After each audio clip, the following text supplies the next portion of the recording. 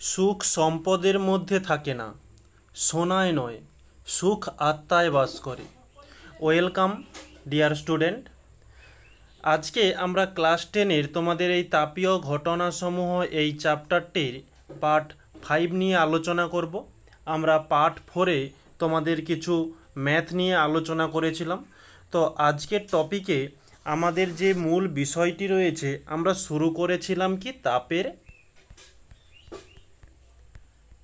তাপের ঘটনাসমূহ।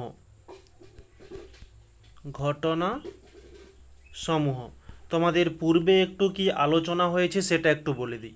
তো এই তাপের ঘটনাসমূহকে আমরা দুটো ভাগে ভাগ করেছিলাম। A1-এ ছিল আমাদের তাপীয়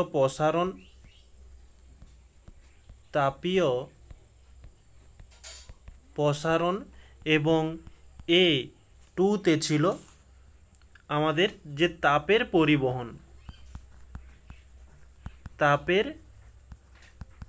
পরিবহন। তো এই তাপীয় প্রসারণকে আমরা তিনটি ভাগে ভাগ করেছিলাম। ফার্স্ট ভাগ ছিল যে কঠিনের তাপীয়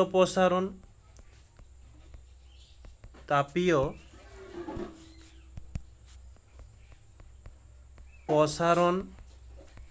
নেক্সট দ্বিতীয় ভাগ ছিল তরলের তাপীয়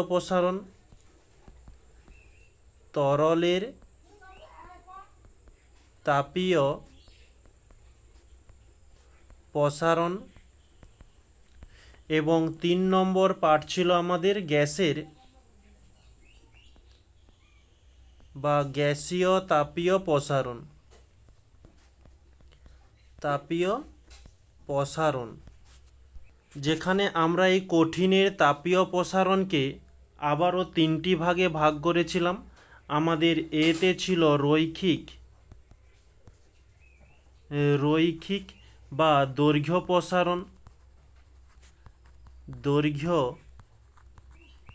প্রসারণ। আমাদের এই বিতে ছিল ক্ষেত্র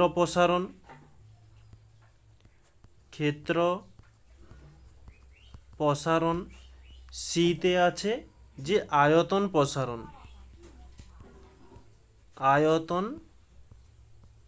প্রসারণ।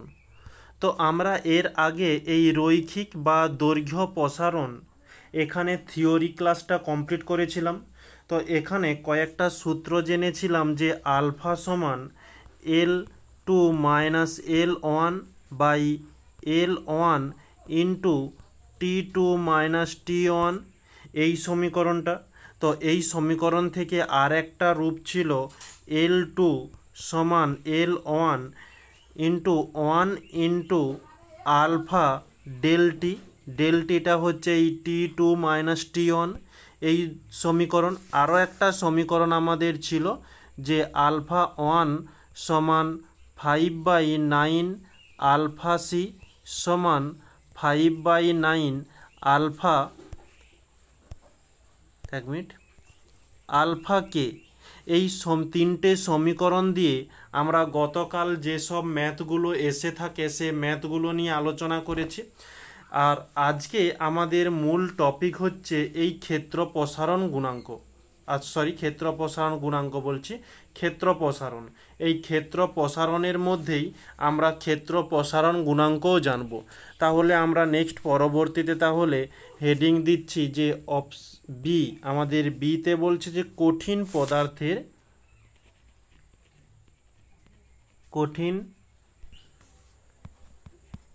পদার্থের এক মিনিট, বানানটা ভুল হয়ে গেল। পদার্থের ক্ষেত্র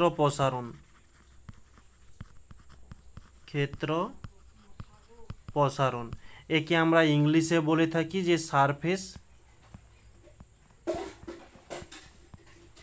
সারফেস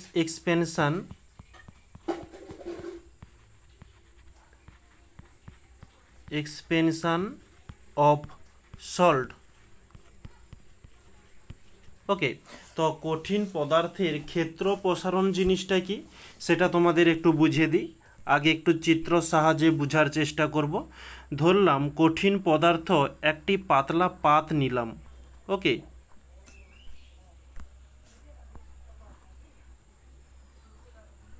ধরো এই একটি পাতলা পাত। ওকে, এর সামান্য একটু বেদ রয়েছে। তো এই পাতটিকে যখন উত্তপ্ত করব, এই বেধের দিকটা প্রসারিত না হয়ে যদি এই চওড়াতে এবং এই লম্বাতে যদি প্রসারিত হয়, তাহলে আমরা এই প্রসারণটিকে বলবো কি, যে ক্ষেত্র প্রসারণ। তাহলে এই বেধটাকে উত্তপ্ত করলে এ প্রসারিত হয়ে ঠিক যতটা ছিল তার থেকে বেশি হয়ে যাবে, কিন্তু বেধের কোনো পরিবর্তন হবে না। তখন আমরা একে কি বলবো? দেখো, বেধ যেমন ছোট্ট পাতলা ছিল তেমন বেধ আছে। হয়তো চিত্রটা হচ্ছে না, মোটামুটি একটু ম্যানেজ করে নিও, মোটামুটি বোঝা যাচ্ছে এই আর কি। বেধ যেমন ছিল তেমন থেকে গেছে, কিন্তু এই চওড়াতে এবং লম্বাতে বৃদ্ধি পেয়েছে। যখন এই রকমই প্রসারণ হবে, তখন এই প্রসারণকে আমরা বলবো কি, যে কঠিন পদার্থের ক্ষেত্র প্রসারণ। তাহলে আমরা সংজ্ঞাটা কি লিখব? তাহলে হেডিং দেওয়া যাক যে সংজ্ঞা কোনো কঠিন পদার্থকে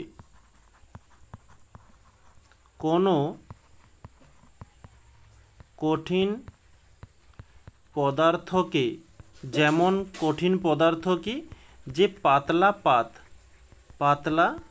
পাত, এটা হচ্ছে একটা কঠিন পদার্থ। পাতলা পাতকে উত্তপ্ত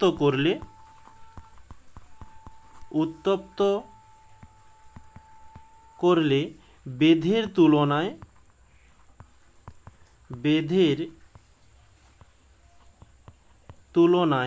দৈর্ঘ্য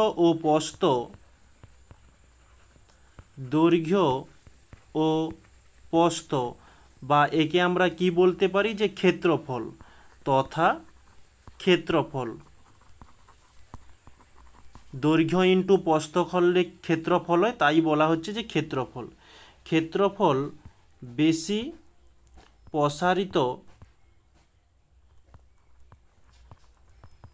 প্রসারিত হয়। একে কঠিন পদার্থের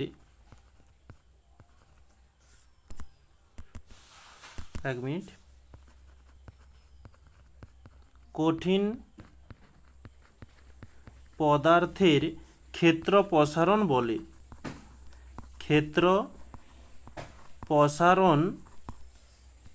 বলে। আশা করছি এই কঠিন পদার্থের ক্ষেত্র প্রসারণটা কি বোঝা গিয়েছে। এবারে তো একটা উদাহরণ না হলে তো চলবে না, তাহলে উদাহরণ একটা দেওয়া যাক। উদাহরণ তাহলে কি? উদাহরণ হয়ে যাবে যে গরুর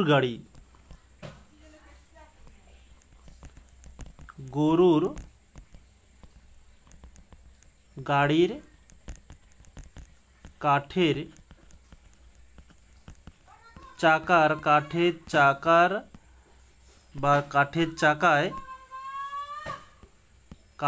চাকায় লোহার বেড় পরানো। ওকে, কীরকমই হচ্ছে, আগেকার যুগে যখন গরুর গাড়ি ছিল তখন চাকাতে কিন্তু টায়ারটিও ছিল না। ওই চাকাটি হচ্ছে বড় কাঠ দিয়ে তৈরি ছিল। ওকে, বড় কাঠ দিয়ে তৈরি।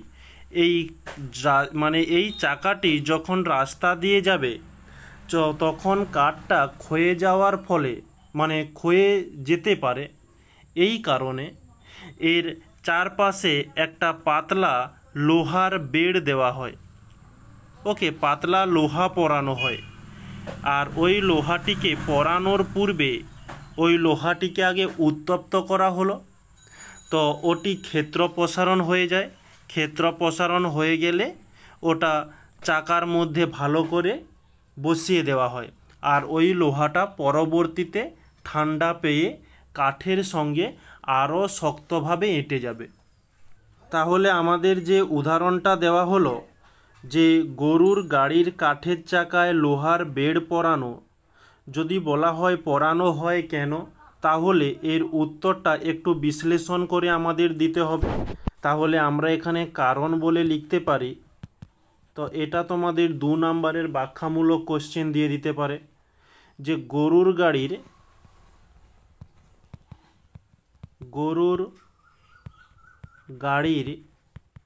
চাকার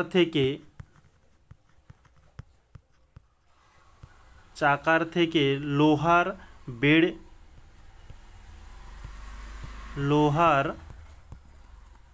বেড় সামান্য ছোট থাকে।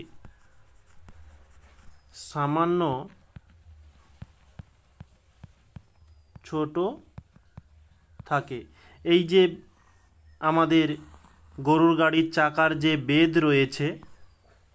বেদ বলছি, যে আমাদের ব্যাসার্ধ রয়েছে, ব্যাসার্ধ বলো বা ব্যাস বলো, ব্যাসার্ধ হচ্ছে আমাদের, এটা হচ্ছে ব্যাস হচ্ছে আমাদের পুরোটাই, ব্যাসার্ধ হোক ব্যাস হোক, তার থেকে লোহার যে বেডটা থাকে সেটা ছোট থাকে। ওকে উত্তপ্ত করলে ওটা বড় হয়ে যায়, আর বড় হয়ে যাওয়ার পর ওই চাকার মধ্যে ভালো করে পরিয়ে দেওয়া হয়, আর ওটা ঠান্ডা হয়ে কি হয়, শক্ত মজবুত হয়ে যায়। তো সেটাই এখানে লিখব যে ছোট হয়ে থাকে বেড়কে উত্তপ্ত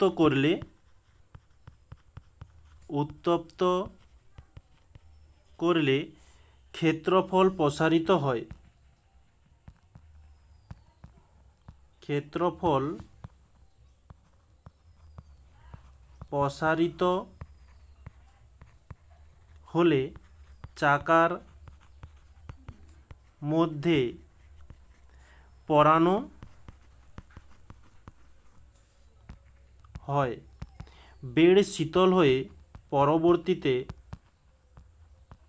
পরবর্তীতে বা কিছুক্ষণ পর বেড় শীতল হয়ে চাকার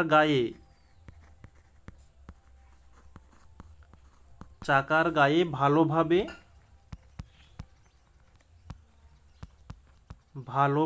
এঁটে যায়।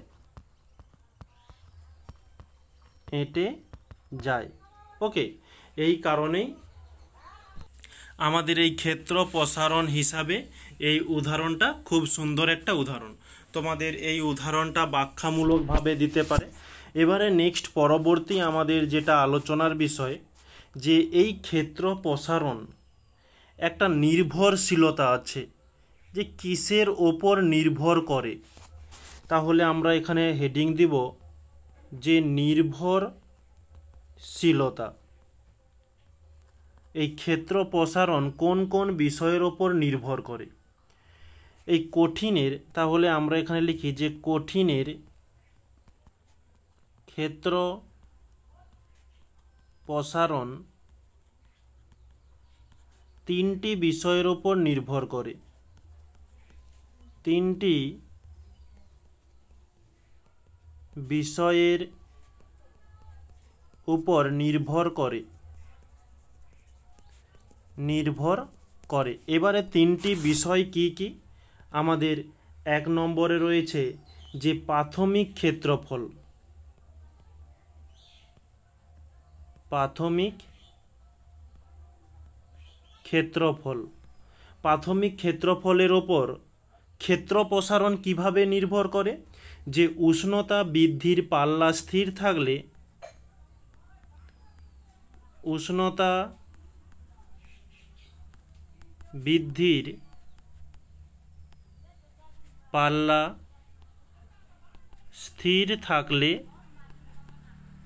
ক্ষেত্র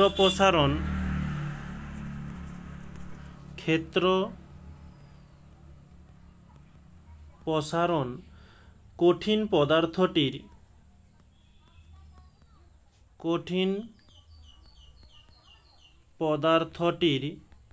ক্ষেত্রফলের সমানুপাতিক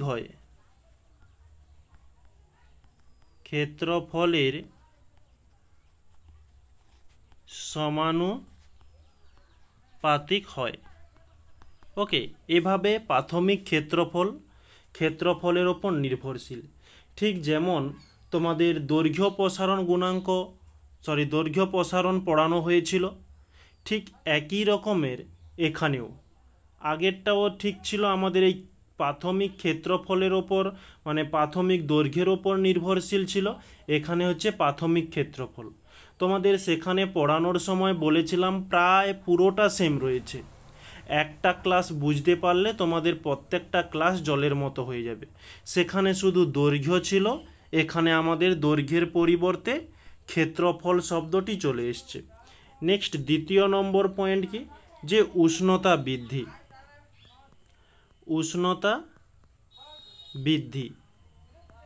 উষ্ণতা বৃদ্ধিতে কি বলছে, যে স্থির প্রাথমিক ক্ষেত্রফলের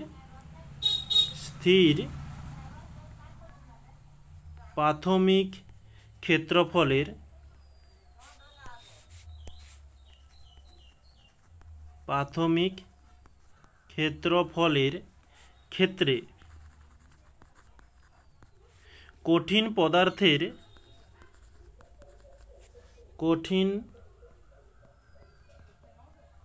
পদার্থের ক্ষেত্র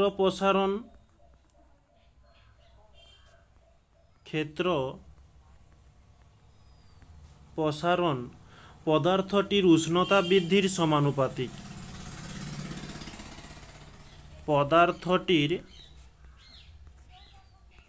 উষ্ণতা বৃদ্ধির সমানুপাতিক। ঠিক সেখানেও পড়েছিলাম, সেখানে শুধু ক্ষেত্রফলের কাছে দৈর্ঘ্যটা ছিল, আর পুরোটা সেম। নেক্সট 3 নম্বর টপিক কি, যে পদার্থের উপাদান।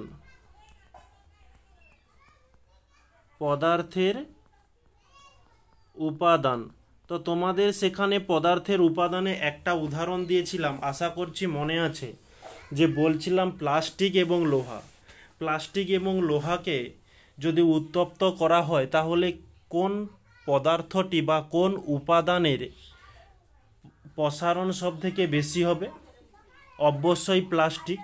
তাহলে প্লাস্টিক একটা পদার্থ মানে একটা উপাদান দিয়ে তৈরি, লোহা একটা উপাদান দিয়ে তৈরি, দুটোকেই সমান উষ্ণতা দেওয়া হচ্ছে, কিন্তু দেখা যাচ্ছে যে প্লাস্টিকটা বেশি প্রসারিত হচ্ছে। তাহলে আমরা এখান থেকে বলতে পারি যে বিভিন্ন ধরনের পদার্থের পাত, এখানে যেহেতু আমরা পাত নিয়ে আলোচনা করছি, এই যে পাতের চিত্র তোমাদের আগে দেখানো হলো, এই যে পাতের বিভিন্ন ধরনের উপাদানের পাতকে উত্তপ্ত করলে তাদের প্রসারণ বিভিন্ন ধরনের হয়ে থাকে। তাহলে এটাই আমরা এখানে লিখব, যে বিভিন্ন উপাদানের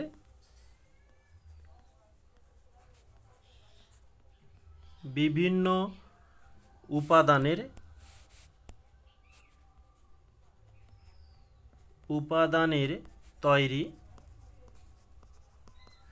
পাতকে উত্তপ্ত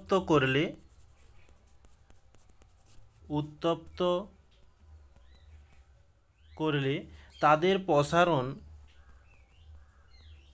তাদের প্রসারণ বিভিন্ন হয়। এই হচ্ছে যে পদার্থের উপাদান। এখন এই পদার্থের মানে কঠিন পদার্থের ক্ষেত্র প্রসারণে আমি একটা শব্দ আমার বারবার করে চলে আসছে, যে কঠিন পদার্থের ক্ষেত্র প্রসারণ গুণাঙ্ক। এখন এই কঠিন পদার্থের ক্ষেত্র প্রসারণ গুণাঙ্ক এটাও আমরা এরই মধ্যেই আলোচনা করব। তাহলে আমরা এখানে হেডিং দেই, যে কঠিন পদার্থের ক্ষেত্র প্রসারণ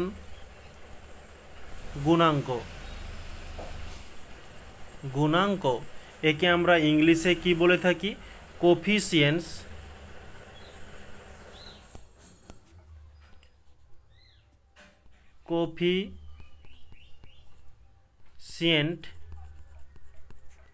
অফ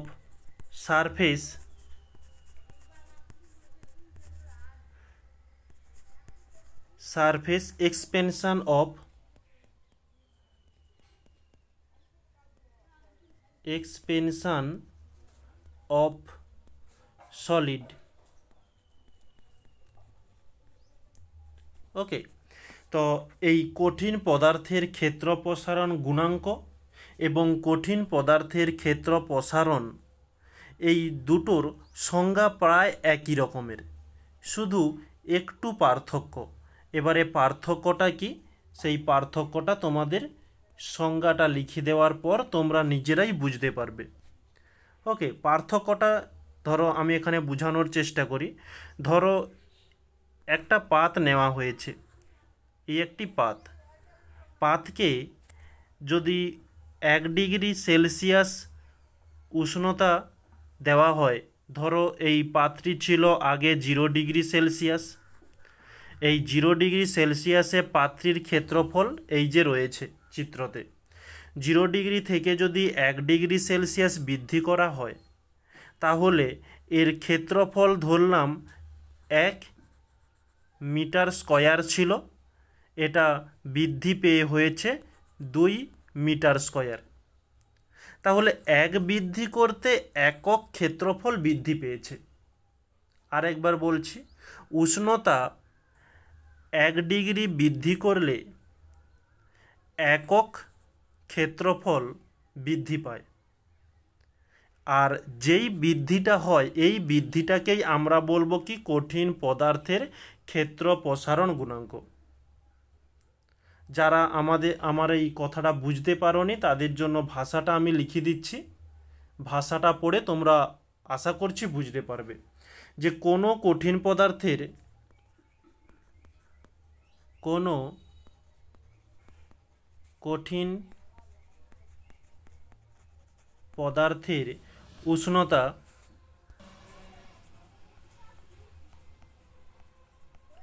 উষ্ণতা 1 ডিগ্রি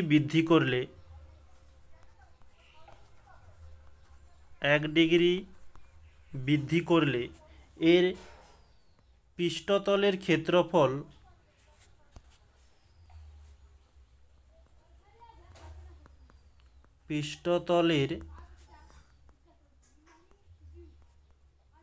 ক্ষেত্রফল প্রতি একক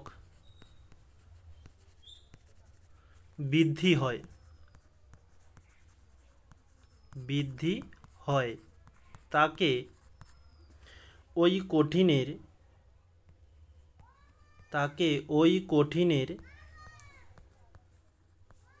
এটা হচ্ছে একটু ক্লিয়ার করে দিই, ওই কঠিনের ক্ষেত্র প্রসারণ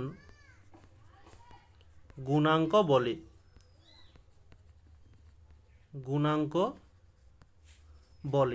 একে আমরা শর্টে CSES বলে থাকি। এর ফুল ফর্মটা উপরেই লেখা রয়েছে, coefficients of surface expansion of solid. Okay, এখন এই হচ্ছে আমাদের কঠিনের ক্ষেত্র প্রসারণ গুণাঙ্ক। তো ভাষাটার সঙ্গে আরেকবার মিলিয়ে দিই, যে বলছিলাম কোনো কঠিন পদার্থের উষ্ণতা 1 ডিগ্রি বৃদ্ধি করলে ওই পৃষ্ঠতলের ক্ষেত্রফল, মানে পূর্বে যে ক্ষেত্রফলটা ছিল প্রতি একক বৃদ্ধি হয়, তাকে ওই কঠিনের ক্ষেত্র প্রসারণ গুণাঙ্ক বলে। তোমরা ধীরে ধীরে বুঝে বুঝে পড়ার চেষ্টা করবে, মুখস্থ কিন্তু করো না। মুখস্থ করলে 2 দিন পরে তোমরা ভুলে যাবে। তোমাদের এটা মাধ্যমিক, এখনও অনেক দিন তোমাদের এটা মাথার মধ্যে রাখতে হবে। বুঝে পড়ো, তাতে তোমরা যদিও ভুলে যাও একবার দেখে নিলেই ফট করে তোমাদের মনে চলে আসবে। শুধু ভাষাটা দেখলেই তোমাদের মনে আসবে। বুঝে পড়ার চেষ্টা করো। এ বাংলা কবিতা নয় যে তোমাকে বই ধরে ছোট বাচ্চার মতো মুখস্থ করতে হবে, শুধু বুঝার ব্যাপার। বুঝতে পারলেই একেবারে জলের মতো সহজ এই ভৌত বিজ্ঞান। তাহলে এই হচ্ছে আমাদের কঠিন পদার্থের ক্ষেত্র প্রসারণ গুণাঙ্ক। তো এর একটা নির্দিষ্ট সমীকরণ রয়েছে, যে সমীকরণ কি,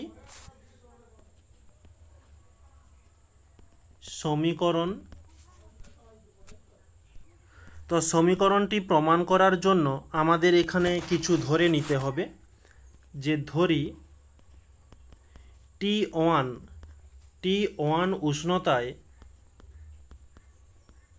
উষ্ণতায় কোনো কঠিন পদার্থের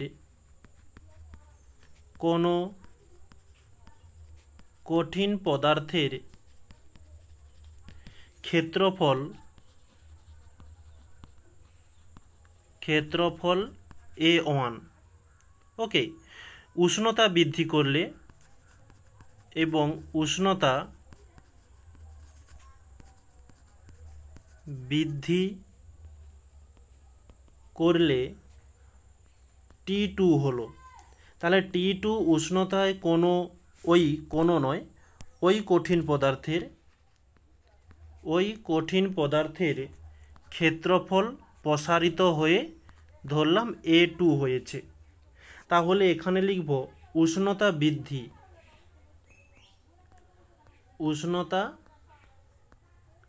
এই উষ্ণতা বৃদ্ধিকে আমরা ডেল টি দ্বারা চিহ্নিত করি। উষ্ণতা কতটা বৃদ্ধি পেয়েছে, আগে T1 ছিল, সেখানে বৃদ্ধি পেয়ে T2 হয়েছে। তাহলে কতটা বৃদ্ধি পেয়েছে, অবশ্যই T2 মাইনাস T1 করলে এটা আমরা পেয়ে যাব। আর কতটা ক্ষেত্র প্রসারণ হয়েছে, তাহলে ক্ষেত্র প্রসারণকে আমরা ডেল এ দ্বারা চিহ্নিত করতে পারি। ক্ষেত্র প্রসারণ A2 মাইনাস A1 হয়েছে। ওকে, নেক্সট লিখব যে আমরা জানি ঠিক আগে আমরা দৈর্ঘ্য প্রসারণ গুণাঙ্ক সমীকরণ যেমনটি নির্ণয় করেছিলাম এটাও ঠিক একই রকমের। তাহলে এখানে লিখব আমরা জানি। এখন আমরা কি জানি, আমরা কিছুক্ষণ আগে জেনে এসেছি, এই যে এখানে দেখাচ্ছে, এই যে উষ্ণতা বৃদ্ধির পাল্লা যদি স্থির থাকে তাহলে ক্ষেত্র প্রসারণ কঠিন পদার্থের ক্ষেত্রফলের সমানুপাতিক। এই ক্ষেত্র প্রসারণ কতটা ক্ষেত্র প্রসারণ হয়েছে, A2। আচ্ছা, এটা একটু ক্লিয়ার করে দিই। ক্ষেত্র প্রসারণ কতটা হয়েছে, যে A2 মাইনাস A1, এটা হচ্ছে আমাদের ক্ষেত্র প্রসারণ হয়েছে। এই যে এখানে আমরা লিখেছি ক্ষেত্র প্রসারণ A2। আচ্ছা, এটা A1 হবে, টি লিখেছি বোধহয়, A1। ওকে, তাহলে A2 মাইনাস A1 তার সঙ্গে সমানুপাতিকই যে ক্ষেত্রফল সমানুপাতিক, কঠিন পদার্থের ক্ষেত্রফলের সমানুপাতিক। ক্ষেত্রফল কত, ক্ষেত্রফল আমাদের প্রথম ক্ষেত্রফল ছিল A1। এখানে একটি ভাষা যোগ করো, কঠিন পদার্থটির প্রাথমিক ক্ষেত্রফলের সমানুপাতিক হয়। তাহলে প্রাথমিক ক্ষেত্রফল হচ্ছে আমাদের A1। তাহলে এই সমীকরণটা আমরা এখানে জেনেছি, এই কারণে আমি লিখছি যে সেখানে যে আমরা জানি, তাহলে ওটাই আমরা এখানে লিখে নেব যে ক্ষেত্র প্রসারণ পদার্থের প্রাথমিক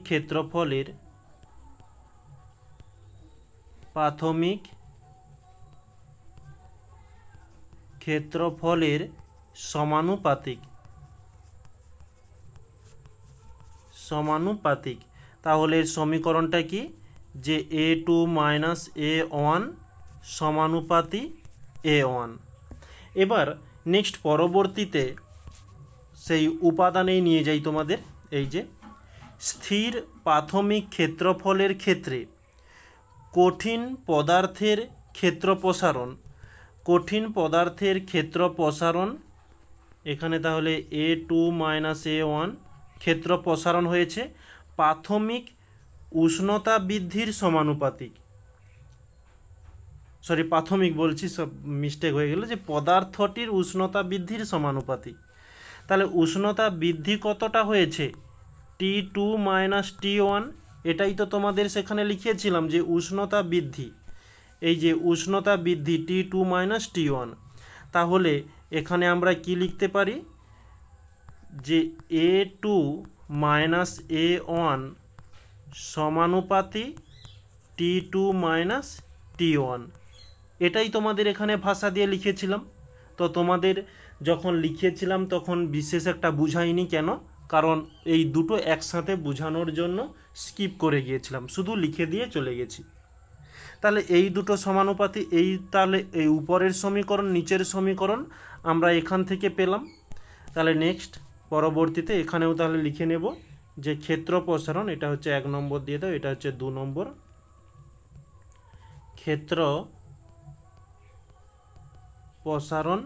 ক্ষেত্র প্রসারণ তাহলে কতটা? a2 মাইনাস a1, এখানেও লিখে দিই a2 মাইনাস a1। ক্ষেত্র প্রসারণ পদার্থের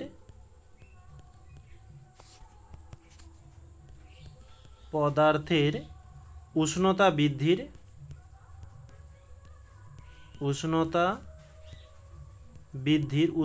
বৃদ্ধি কতটা? T2 মাইনাস T1, উষ্ণতা বৃদ্ধির সমানুপাতিক। তাহলে আমরা এখানে লিখব a2 minus a1 সমানুপাতি T2 minus T1। এখন এই যে দুটো সমীকরণ আমি এখানে লিখলাম, এই সমীকরণে দেখো a2 মাইনাস a1, এখানেও a2 মাইনাস a1 রয়েছে। তাহলে নেক্সট স্টেপে আমি লিখতে পারি অতএব a2 মাইনাস a1 সমানুপাতি, আগে আমাদের ছিল a1, তারপরে আমাদের এসেছে T2 মাইনাস T1। ওকে, তো এখানে বা দিলাম। এই সমানুপাতি চিহ্নকে তুলতে হলে আমাদের একটা ধ্রুবক আনতে হবে। তাহলে ধ্রুবকটা কি আনলাম? বিটা। আর এই বিটাটা কি? বিটাটা এখানে হচ্ছে, আচ্ছা, a1 T2 মাইনাস T1 লিখলাম। এই বিটাটা কি? বিটা হচ্ছে এখানে সমানুপাতিক ধ্রুবক। ওকে, আচ্ছা, নেক্সট পরবর্তীতে এখানে একটা স্কিপ করে গিয়েছিলাম, এখানে একটু লিখে দিই। এখানে হচ্ছে চিহ্ন দিয়ে লেখো যে এই কঠিন পদার্থের ক্ষেত্র প্রসারণ গুণাঙ্ককে বিটা দ্বারা চিহ্নিত করা হয়। ওকে, তাই আমরা এখানে বিটাকে সমানুপাতিক ধ্রুবক হিসাবে ধরেছি। এখন বিটা এর মান নির্ণয়ের জন্য বিটা থাকলো যেমন আছে, এই a1 T2 মাইনাস T1 এটা গুণ আকারে আছে, তাহলে এ পাশে এলে ভাগ হয়ে যাবে a2 minus a1 by a1 T2 minus T1, এই হয়ে গেল, সমান হচ্ছে বিটা। এটা একটি আমাদের সমীকরণ হয়ে গেল। ওকে, এটা হচ্ছে আমাদের একটি সমীকরণ। এই সমীকরণ দিয়ে তোমাদের ম্যাথ আসে। এখন এই বিটা নিচে কিছু নেই, মানে নিচে 1 রয়েছে। একে যদি কণাকণি গুণ করা হয় তাহলে আমরা পেয়ে যাব যে beta a1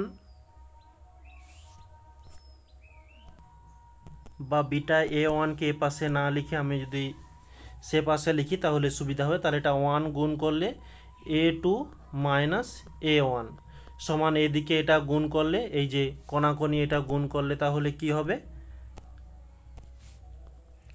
beta a1 T2 minus T1।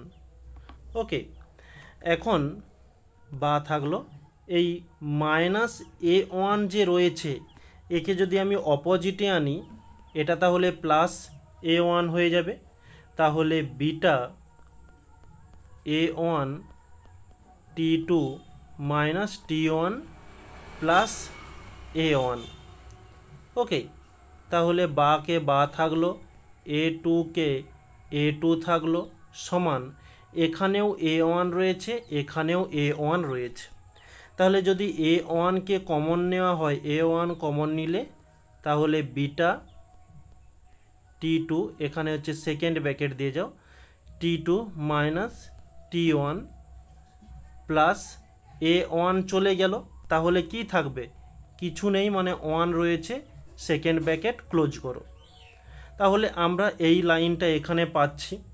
তো একে আরেকভাবে সাজিয়ে গুছিয়ে লিখতে পারি যে বা A2 সমান A1 দ্বিতীয় বন্ধনী দিতে পারো বা ফার্স্ট বন্ধনী দিতে পারো, বিটাকে বিটা থাকলো। এই যে T2 মাইনাস T1 সমান আমরা কি লিখতে পারি ডেল টি, কারণ আমরা এখানে ধরেছি যে ডেল টি সমান T2 মাইনাস T1। তাহলে বিটার টি ইন্টু T2 মাইনাস T1 এর কাছে ডেল টি প্লাস 1 যেমন ছিল থাকলো। ওকে, তাহলে এখানে আরও একটি সমীকরণ আমাদের রেডি হয়ে গেল, বা এটাকেও একটা সমীকরণ হিসাবে ধরতে পারো। তাহলে এই যে আমরা তিনটে সমীকরণ পাচ্ছি, দেখো এখানে এই একটা সমীকরণ থেকে এই দুটো জিনিস এসছে, একটু সামান্য পরিবর্তন হয়েছে, কিন্তু আসল সমীকরণ হচ্ছে এটাই, এটার থেকে এই দুটো সমীকরণ এসেছে। ওকে, এখন এই যে আমাদের মেন সমীকরণ যেটা রয়েছে, মেন সমীকরণকে আমরা ভাষা দিয়ে লিখলে কিভাবে লিখতে পারি দেখাচ্ছি। ধরো এই যে বিটা, বিটা কি, যে ক্ষেত্র প্রসারণ গুণাঙ্ক, যে ক্ষেত্র প্রসারণ গুণাঙ্ক সমান দৈর্ঘ্য প্রসারণ বাই প্রাথমিক দৈর্ঘ্য ইন্টু উষ্ণতা বৃদ্ধি, এই কথাটা আমরা লিখতে পারি। তাহলে এটা নেক্সট পেজে আমরা লিখে নেব। তাহলে পরবর্তী পেজে যাওয়া যাক। যে পদার্থের ক্ষেত্র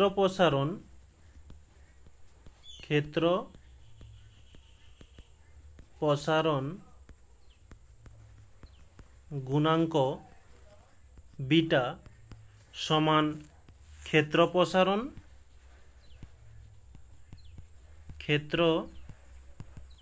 প্রসারণ বাই প্রাথমিক ক্ষেত্র ইন্টু উষ্ণতা বৃদ্ধি। শুধু আমাদের সমীকরণে যেটা ছিল সেটাকেই একটু ভাষা দিয়ে লিখে নিয়েছি। এখন এই সমীকরণ থেকে আমরা একক নির্ণয় করতে পারি। তাহলে আমরা পরবর্তী পয়েন্ট দিচ্ছি যে একক। তাহলে আমরা এই উপরে যা লিখেছি সেটাকেই আরেকবার কিভাবে একটু পরিবর্তন করে লিখছি লক্ষ্য করবে। যে পদার্থের ক্ষেত্র প্রসারণ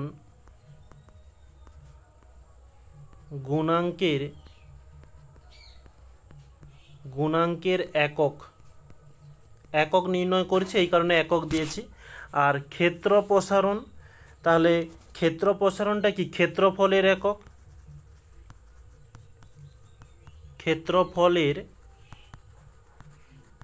একক। আর নিচে দেখো প্রাথমিক ক্ষেত্র কি, তাহলে ওখানেও হবে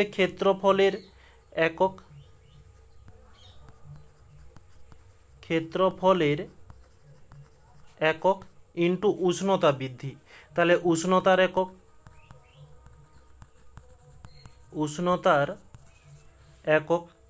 তাহলে ক্ষেত্রফলের একক কেটে গেল। তাহলে আমাদের কি থাকলো 1 বাই উষ্ণতার একক। ঠিক আমরা দৈর্ঘ্য প্রসারণ গুণাঙ্কতে যা পড়েছিলাম ঠিক একই রকমের। এই উষ্ণতার একক কি হয়ে থাকে 1 বাই কেলভিন হয়ে থাকে, এটা হচ্ছে এসআই পদ্ধতিতে, বা আমরা 1 বাই ডিগ্রি সেলসিয়াস লিখতে পারি, এটা হচ্ছে সিজিএস এককে, সমান আমরা 1 বাই ডিগ্রি ফারেনহাইট লিখতে পারি এফপিএস পদ্ধতিতে। তাহলে আমরা এটাকেই এখানে একটু সাজিয়ে লিখতে পারি। তাহলে সহজ সরলভাবে বিটা এর এসআই একক, সিজিএস একক এবং এফপিএস একক, এগুলো তাহলে কি হবে, এসআই একক হয়ে যাবে কেলভিন, নিচে আছে এটা উপরে হলে যে কেলভিন ইনভার্স, সিজিএস একক হয়ে যাবে ডিগ্রি সেলসিয়াস ইনভার্স। ইনভার্স কেন দিলাম? কারণ এই বাই এর নিচে আছে, উপরে তুলে দিচ্ছি, এই কারণে আমরা এখানে কি ইনভার্সটা দিচ্ছি। এখানে কিন্তু কোনো বাই দেইনি, এই কারণে ইনভার্স দিয়েছি, অর্থাৎ বাই দেওয়ার কোনো প্রয়োজন নেই। আর এফপিএস পদ্ধতিতে হচ্ছে ডিগ্রি ফারেনহাইট ইনভার্স। ওকে, তো এই এককগুলো তোমরা মনে রাখবে, এককগুলো শর্ট কোশ্চেন হিসাবে তোমাদের পরীক্ষাতে দেওয়া থাকে। এবারে আমরা যাব মাত্রা। তাহলে মাত্রা এখন হেডিং দেওয়া যাবে যে মাত্রা, 1 মিনিট কালারটা একটু নিয়ে নিই। মাত্রা, ঠিক মাত্রা কিভাবে নির্ণয় করব? আমরা বিটা এর মাত্রা নির্ণয় করব, তাই একে থার্ড ব্র্যাকেটের মধ্যে আবদ্ধ করলাম, বাই ক্ষেত্রফলের মাত্রা। ক্ষেত্রফলের মাত্রা না লিখে আমরা একে ক্ষেত্রফল, একে থার্ড ব্র্যাকেটের মধ্যে ক্লোজ করে দিলেই আমরা বুঝে নেব যে ক্ষেত্রফলের মাত্রা। নিচে আমাদের ছিল কি ক্ষেত্রফলের একক ছিল, তাহলে এটাও হয়ে যাবে কি ক্ষেত্রফলের মাত্রা হয়ে গেল, ইন্টু উষ্ণতার উষ্ণতার একক ছিল, তাহলে এখানেও হয়ে যাবে কি উষ্ণতার মাত্রা। এই ক্ষেত্রফলের মাত্রা কেটে গেল, তাহলে আমাদের কি থাকলো 1 শুধুমাত্র উষ্ণতার মাত্রা। আর উষ্ণতার মাত্রাকে আমরা কি দ্বারা চিহ্নিত করি? 1কে 1 থাকলো, বাইকে বাই থাকলো, উষ্ণতাকে আমরা থিটা দ্বারা চিহ্নিত করি। তো এটা 1/θ রয়েছে, একে আমরা থিটা মাথাতে -1 লিখতে পারি। তাহলে এখানে একটা জিনিস লক্ষ্য করো, এখানে ক্ষেত্রফল রয়েছে, ক্ষেত্রফল কেটে গেল, শুধু উষ্ণতার উপর নির্ভর করে এই মাত্রা। ঠিক একই রকমের আমাদের এই একক ও উষ্ণতার উপরে নির্ভর করে। তাহলে আমি এখানে নোট হিসাবে লিখতে পারি যে কঠিনের ক্ষেত্র প্রসারণ গুণাঙ্ক, কঠিনের ক্ষেত্র প্রসারণ গুণাঙ্ক শুধুমাত্র, আচ্ছা গুণাঙ্কের একক ও মাত্রা শুধুমাত্র উষ্ণতার উপর নির্ভর করে, উষ্ণতার উপর নির্ভর করে। এই হয়ে গেল আমাদের মাত্রা। আচ্ছা, এখানে আরও একটা আমাদের সম্পর্কটি জানার বিষয় আছে। সম্পর্কটা কি? যে আমরা প্রশ্ন বিচিত্রাতে একটা ব্যাখ্যামূলক কোশ্চেন প্রায় দেখে থাকি। ওকে, তো শুধু প্রশ্ন বিচিত্রা নয়, তোমাদের পরীক্ষাতেও কিন্তু এরকমই কোশ্চেন এসে থাকে। ধরো লোহার ক্ষেত্র প্রসারণ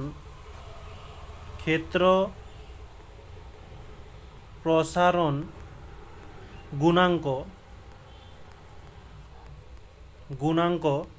24 × 10⁻⁻6 ডিগ্রি সেলসিয়াস ইনভার্স। এর অর্থ কি বা বলতে কি বোঝো? তো এখানে কারণ দিয়ে তোমাদের লিখে দিচ্ছি, একটা লিখে দিলে তোমরা সবগুলোর পারবে। তো পরীক্ষাতে কেমন থাকে, লোহার পরিবর্তে হয়তো তামা দিয়ে দিল, তামার পরিবর্তে হয়তো হীরা দিয়ে দিল, তো এখানে মানটাও পরিবর্তন করে দিবে। তো এখানে ভাষাটা শুধু একই থাকবে, শুধু মানটাই পরিবর্তন হবে আর নামটা পরিবর্তন হবে। এই হচ্ছে নাম, এই হচ্ছে মান। ওকে, তো কিভাবে হবে অ্যান্সারটি? যে 1 ডিগ্রি সেলসিয়াস উষ্ণতা বৃদ্ধিতে লোহার একক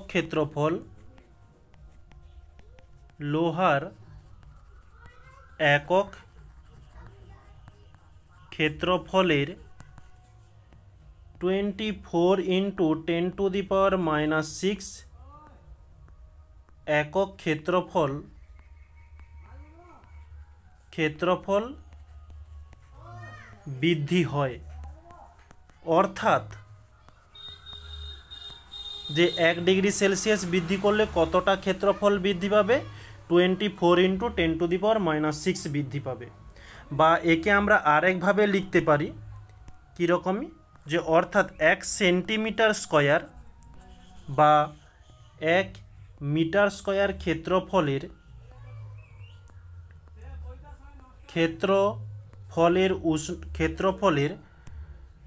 লোহার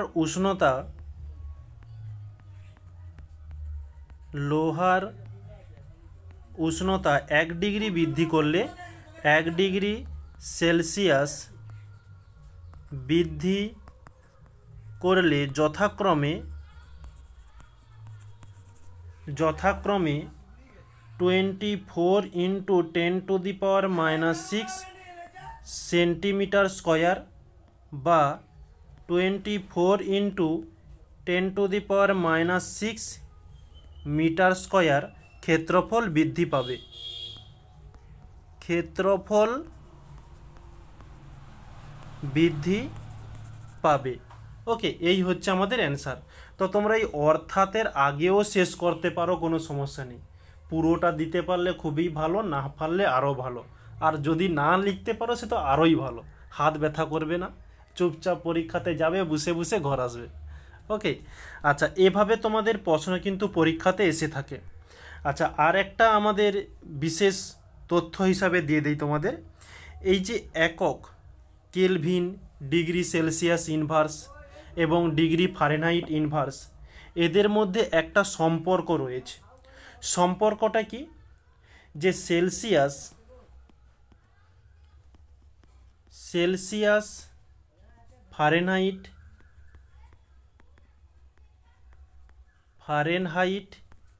ও কেলভিন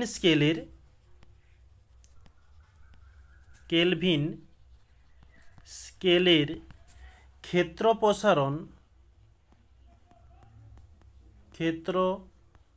প্রসারণ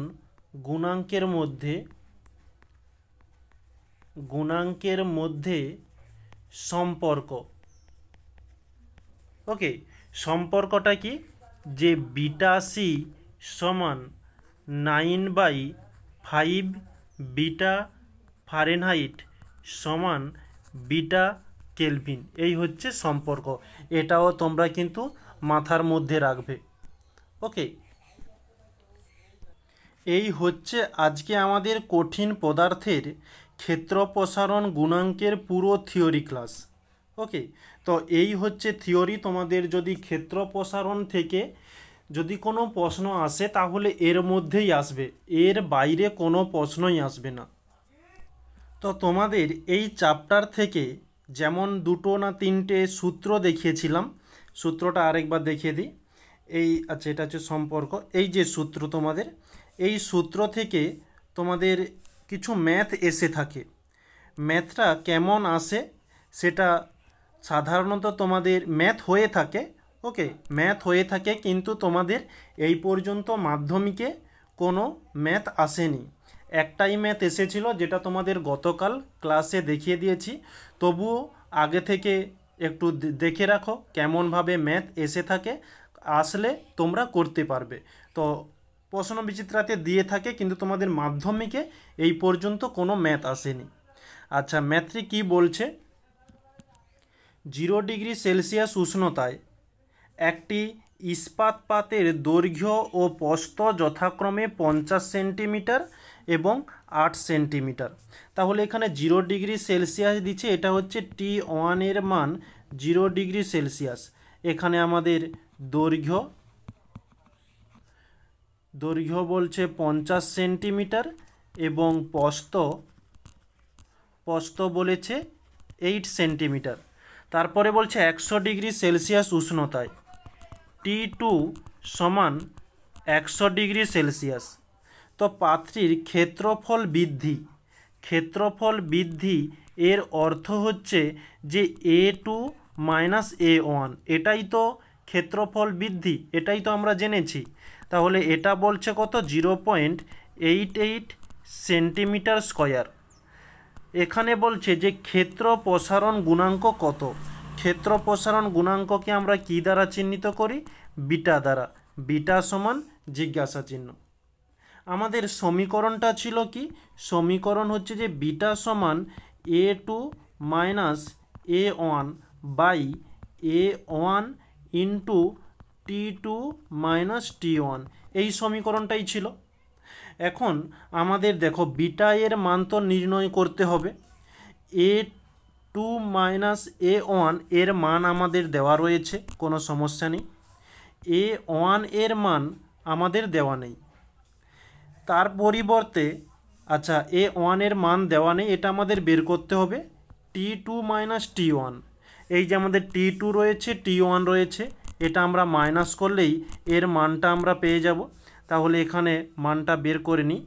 t2 মাইনাস t1 সমান হচ্ছে 100 মাইনাস এটা হচ্ছে 0, মাইনাস করলে কত হবে?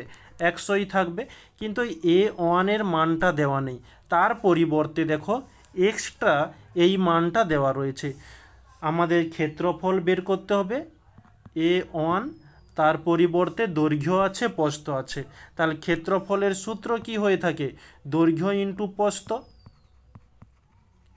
দৈর্ঘ্য ইন্টু প্রস্থ হয়ে থাকে। দৈর্ঘ্য কত? 50, প্রস্থ হচ্ছে 8। তাহলে 8 5 40, অর্থাৎ হচ্ছে 400 হয়ে গেল।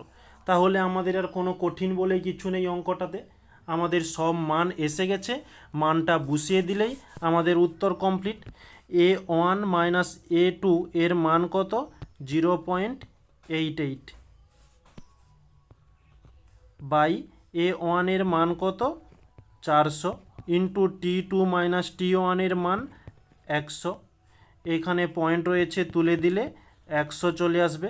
4 দিয়ে দিলে এখানে 100 হয়ে যাচ্ছে। 4 দুগুণে 8, 4 দুগুণে 8। তাহলে 2 2 যেমন আছে থাকলো, নিচে হচ্ছে 1 2 3 4 5 6, 6টা শূন্য রয়েছে। তাহলে আমরা কি লিখতে পারি? যে নিচে হচ্ছে 10 টু দি পাওয়ার 6, একে আমরা লিখলে 22 into 10 to the power minus 6 লিখতে পারি। আর আমাদের বিটা এর মান নির্ণয় করতে বলেছে। বিটা এর একক কি হয়ে থাকে? Degree Celsius inverse. এটা আমরা সিজিএস একক কেন দিলাম? কারণ দেখো আমাদের এখানে সিজিএস একক রয়েছে, এখানেও সিজিএস একক রয়েছে।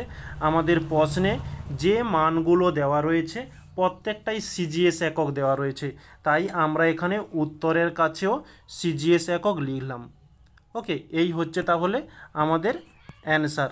তাহলে অতএব দিয়ে লিখতে পারো ইস্পাতের ক্ষেত্র প্রসারণ হয়ে যাবে কত? যে 22 into 10 to the power minus 6 degree Celsius inverse. এই হচ্ছে আমাদের অ্যান্সার। আশা করছি কোনো সমস্যা নেই। নেক্সট পরবর্তী ঠিক ওরকমই ম্যাথ। কি বলছে এখানে? একটি পিতলের চাকতির 30 ডিগ্রি সেলসিয়াস উষ্ণতায়, তাহলে 30 ডিগ্রি হয়ে যাবে T1 সমান 30 ডিগ্রি সেলসিয়াস। ব্যাসকে আমরা কি দ্বারা চিহ্নিত করি? ব্যাস হচ্ছে ডি সমান হচ্ছে কি 10 সেন্টিমিটার। তারপরে বলছে 70 ডিগ্রি সেলসিয়াস উষ্ণতায়, এটা হয়ে যাবে T2 সমান 70 ডিগ্রি সেলসিয়াস। চাকতিটির ক্ষেত্রফল কত বৃদ্ধি পাবে? এর অর্থ হচ্ছে যে a2 মাইনাস a1 এর মান আমাদের চেয়েছে, এটা হচ্ছে জিজ্ঞাসা চিহ্ন। এখানে হচ্ছে বিটা এর মান দেওয়া রয়েছে 36 into 10 to the power minus 6 degree Celsius inverse. তাহলে আমাদের সমীকরণটা কি রয়েছে? যে বিটা সমান a2 minus a1 by a1 into t2 minus t1। তো এখানে বিটা এর মান দেওয়া রয়েছে, a2 মাইনাস a1 এর মান নির্ণয় করতে হবে। a1 এর মানটা আমাদের দেওয়া নেই এখানে, তাহলে a1 সমান জিজ্ঞাসা চিহ্ন রইল। t2 মাইনাস t1, এখানে ওয়ান রয়েছে, T2 রয়েছে, অর্থাৎ এই মানটা আমরা নির্ণয় করতে পারবো। তাহলে আমাদের এখানে এক্সটা A1 মানটি নির্ণয় করতে হবে। তো তার পরিবর্তে দেখো আমাদের ডি সমান 10 সেন্টিমিটার দেওয়া রয়েছে। তো এই ডি থেকে আমরা এটা নির্ণয় করতে পারি কিভাবে? আমরা জানি A1 সমান, এখানে বলছে চাকতি। ওকে, চাকতি যেহেতু বলেছে মানে বৃত্ত, তার ক্ষেত্রফল হয়ে থাকে যে পাই আর স্কয়ার। ওকে, পাই আর স্কয়ার। আর এখানে আর এর মানটা আমরা কীভাবে পাবো? আমরা জানি আর সমান কি D/2। ডি হচ্ছে 10, তাহলে 2 দিয়ে ভাগ করলে 2 5 10 হচ্ছে, তাহলে 5। তাহলে পাইকে পাই থাকলো। আচ্ছা, পাইয়ের মানটা বসিয়ে দিই যে 22/7 ইন্টু আর এর মান আমরা এখানে নির্ণয় করেছি 5। তাহলে স্কয়ার রয়েছে, স্কয়ার দিলাম। এটা ক্যালকুলেশান করলে আমরা কি পাবো? যে 5 5 25, 25-এর সঙ্গে 22 গুণ করলে পেয়ে যাব 550/7। তো 7 দিয়ে ভাগ করলে 78.57 সেন্টিমিটার। ওকে, তাহলে আমরা A1 এর মানটা পেয়ে গেলাম খুব সুন্দরভাবে। তাহলে এখানে নির্ণয় করতে বলছে A2 মাইনাস A1, তো এটাকে অপোজিটে আনলি A2 মাইনাস A1 সমান হয়ে যাবে বি, হচ্ছে এখানে গুণ আকারে আসবে। তাহলে এক minute, B A1 T2 minus T1। তাহলে বি মানে বিটা এর মান হয়ে দেওয়া আছে 36 ইন্টু 10⁻⁻6 ইন্টু A1 এর মান নির্ণয়িত রয়েছে 78.55 মানে 57 ইন্টু T2 মাইনাস T1, এটা নির্ণয় করা হয়নি। তো T2 মাইনাস T1, T2 কত 70 মাইনাস T1 হচ্ছে 30, তাহলে এটা হয়ে যাচ্ছে 40 সেন্টিমিটার। সরি 40 সেন্টিমিটার বলি, 40 ডিগ্রি, এটা টেম্পারেচারের পার্থক্য নির্ণয় করছি। তাহলে 40 হয়ে গেল। এবারে এটা আমাদের ক্যালকুলেশান করতে হবে। পয়েন্ট তুললে নিচে আমরা 100 পেয়ে যাচ্ছি। এখানে 0, এখানকার একটা 0 কেটে গেল। এবারে আমাদের 36 যেমন আছে থাকলো, ইন্টু 10⁻⁻6। ওই 10⁻কে আমরা নিচে লিখতে পারি 10⁻6, আর নিচে একটা 10 রয়েছে মানে একটা 0, তাহলে এখানে 6-এর পরিবর্তে 7 দিয়ে দিলাম। এত ইন্টু 78.57 হয়ে গেল, আর ইন্টু 4 যেমন ছিল থাকলো। তাহলে এই টোটালটা পুরো গুণ করলে আমরা পেয়ে যাব কত? 1131408। ওকে, তো 10⁻, এখানে 7 রয়েছে, তাহলে উল্টো দিক থেকে 7টা সংখ্যার পরে দশমিক চলে আসবে। তাহলে 1 2 3 4 5 6 7। তাহলে আমরা একেবারে প্রথমে দশমিকটা দিচ্ছি। দশমিক দিলে তো হবে না, দশমিকের সামনে একটা শূন্য দিয়ে দিলাম। তাহলে আমাদের অ্যান্সার হচ্ছে কত? 0.11314008 এত সেন্টিমিটার। তাহলে আমাদের অ্যান্সার কি হচ্ছে? অতএব আমরা লিখতে পারি ক্ষেত্রফল বৃদ্ধি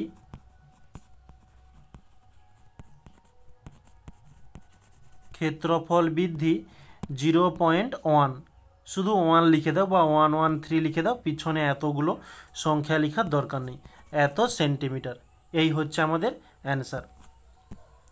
তো এভাবেই তোমাদের কিন্তু পরীক্ষাতে কোশ্চেনগুলো দিতে পারে। বিটা সমান A2 minus A1 by A1 into T2 minus T1। মাধ্যমিকে কিন্তু আসে না, তোমাদের কিন্তু টেক্সট পরীক্ষাতে হয়তো তোমাদের দিয়ে দিতে পারে, বা তোমাদের যে সেকেন্ড পরীক্ষা হবে সেখানে যেহেতু স্কুলের টিচার কোশ্চেন করে, ওখানে এই রকম কোশ্চেনগুলো দিতে পারে। তো আমাদের এই ক্ষেত্র প্রসারণ গুণাঙ্কের থেকে বা ক্ষেত্র প্রসারণ থেকে যতগুলো কোশ্চেন এসে থাকে তোমাদের থিওরি থেকে, ম্যাথ থেকে, সবগুলোই আলোচনা হলো। আমরা নেক্সট আগামীকাল আয়তন প্রসারণ নিয়ে আলোচনা করব। ওকে, তাহলে সবাইকে আজকের এই ক্লাসের মতো সবাইকে থ্যাংক ইউ বলে ক্লাসটিকে এখানে সমাপ্ত করছি।